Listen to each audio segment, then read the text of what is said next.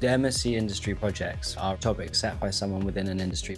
I'm studying a Masters in Finance, and in term 3 I chose the industry project with the Bank of England.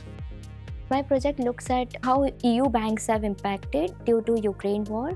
My project is which is a riskier asset, Bitcoin or emerging market currencies. We collect policy-relevant questions that we send to base.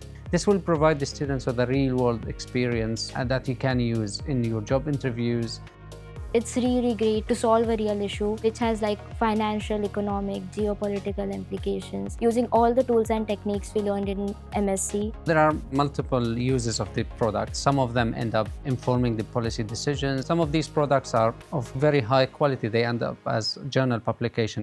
The opportunity to work with a name as big as the Bank of England was huge. Working with large data sets, to be able to liaise with someone there has been fantastic.